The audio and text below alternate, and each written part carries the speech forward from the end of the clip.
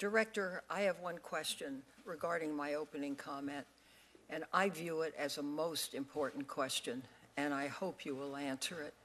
Why was it necessary to announce 11 days before a presidential election that you were opening an investigation on a new computer without any knowledge of what was in that computer? Why didn't you just do the investigation as you would normally with no public announcement? Yeah, great question, Senator. Thank you. October 27th, the investigative team that had finished the investigation in July, focused on Secretary Clinton's emails, asked to meet with me. So I met with them that morning, late morning, in my conference room, and they laid out for me what they could see from the metadata on this fella Anthony Weiner's laptop that had been seized in an unrelated case. What they could see from the metadata was that there were thousands of Secretary Clinton's emails on that device, including what they thought might be the missing emails from her first 3 months as Secretary of State. We never found any emails from her first 3 months.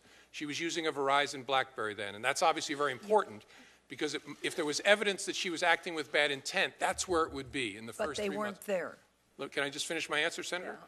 And so they came in and said, we can see thousands of emails from the Clinton email domain, including many, many, many from the Verizon Clinton domain, BlackBerry domain. They said, we think we got to get a search warrant to go get these. And the Department of Justice agreed we had to go get a search warrant. So I agreed. I authorized them to seek a search warrant, and then I faced a choice. And I've lived my entire career by the tradition that if you can possibly avoid it, you avoid any action in the run-up to an election that might have an impact, whether it's a dog catcher election or President of the United States. But I sat there that morning, and I could not see a door labeled no action here. I could see two doors, and they were both actions. One was labeled speak, the other was labeled conceal. Because here's how I thought about it. I'm not trying to talk you into this, but I want you to know my thinking. Having repeatedly told this Congress, we are done and there's nothing there, there's no case there, there's no case there, to restart in a hugely significant way, potentially finding the emails that would reflect on her intent from the beginning and not speak about it would require an act of concealment, in my view. And so I stared at speak and conceal. Speak would be really bad. There's an election in 11 days. Lordy, that would be really bad. Concealing, in my view, would be catastrophic.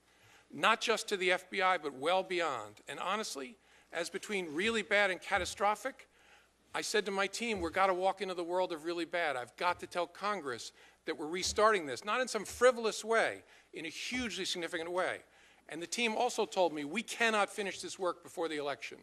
And then they worked night after night after night, and they found thousands of new emails. They found classified information on Anthony Weiner. Somehow, her emails are being forwarded to Anthony Weiner, including classified information by her assistant, Huma Abedin. And so they found thousands of new emails and then called me the Saturday night before the election and said, thanks to the wizardry of our technology, we've only had to personally read 6,000.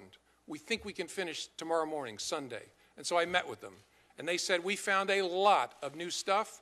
We did not find anything that changes our view of her intent.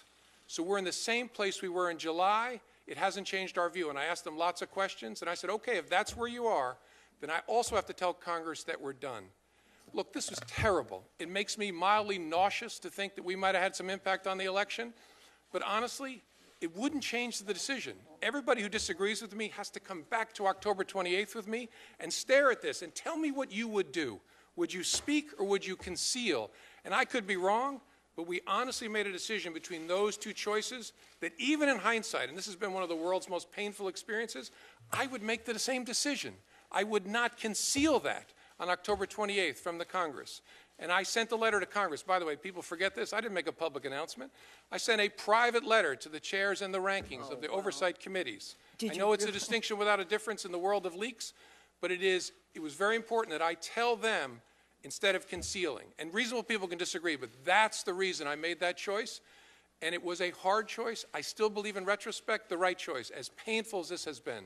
And I'm sorry for the long answer. Well, let me respond. On the letter, it was just a matter of minutes before the world knew about it. Secondly, my understanding, and staff has just said to me, that you didn't get a search warrant before making the announcement. think that's right. I think I authorized, and the Department of Justice agreed we were going to seek a search warrant. I actually don't see it as a meaningful distinction. Well, it's very hard. It would have been, you took an enormous gamble. The gamble was that there was something there that would invalidate her candidacy, and there wasn't. So one has to look at that action and say, did it affect the campaign?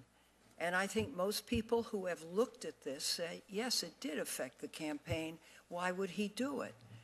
And was there any conflict among your staff? People saying do it, people saying don't do it, as has been reported? No, there was a great debate.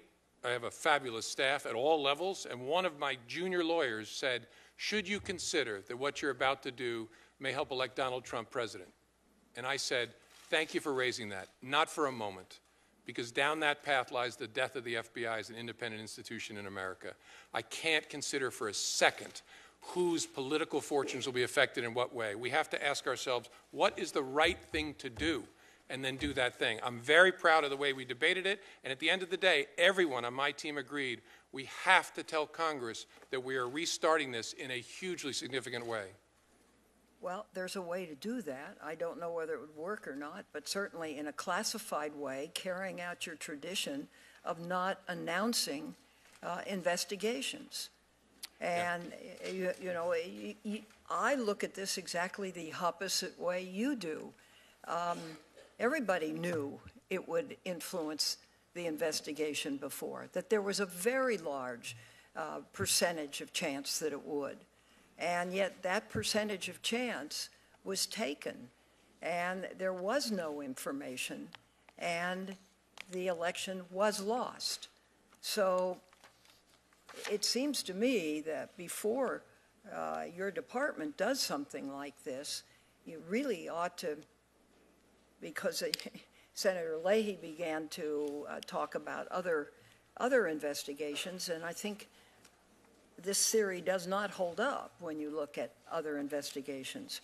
But let me